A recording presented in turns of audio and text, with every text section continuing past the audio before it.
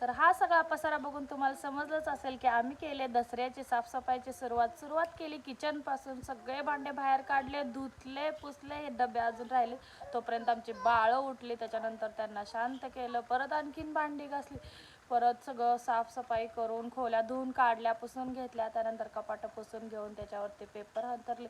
Paper अंथरण्याचा असा फायदा पडतो की नेक्स्ट टाईम जेव्हा दसऱ्यात आपण सगळं साफसफाईसाठी काढतो तेव्हा जास्त मेहनत घ्यायला लागत नाही, कारण त्या भांड्यांचे ओले डाग पडतात पाण्याचे. त्याच्यामुळे नंतर हे रॅक धुवून आणलं, रॅकवरती पण ते हे म्हणजे पेपर अंथरले. तोपर्यंत माझं बाळ रडायला लागलं. त्याला काय करणार हो, ते तर त्याला 1.5 वर्षाचा डोस दिलाय. 1.5 वर्षाचा डोस किती स्ट्रॉंग असतो तुम्हाला तर माहितीच आहे. त्याला कसं बसं समजावलं, शांत केलं आणि त्याला घेऊन बघत होते, ट्राय करत होते का, पण काही जमे ना.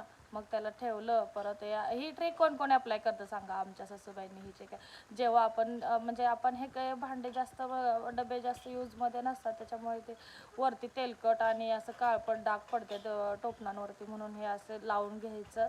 म्हणजे परत नेक्स्ट टाईम आपण जेव्हा धुवायला काढू तेव्हा जास्त आपल्याला मेहनत करायला लागणार नाही. म्हणजे ही ट्रिक तुम्ही अप्लाय करू शकता. इथे पितळची घागर ठेवतो आम्ही, तर पण ती घागर धुतली नव्हती. पितळची घागर धुतली नव्हती म्हणून तिथं जागा तसेच ठेवलं. नंतर दुसरे डबे आणून ठेवले, व्यवस्थित लावले. सगळं झालं तोपर्यंत माझं दुसरं पण बाळ उठलं, ते पण रडायला लागलं. त्याला पण घेतलं, आता दिसेलच.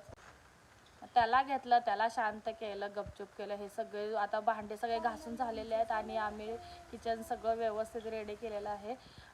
तर बघा माझं किचन कसं वाटतंय, कशी भांडी चमकते जसं की दुकानात कशी चमकते दुकानातून आत्ताच आणल्यागत. किती मस्त हा माझा छोटासा संसार. कसं वाटतंय माझं किचन? आवडल्यास नक्की लाईक करा. चला तर bye bye. Like, share and subscribe my channel. Like, share and subscribe.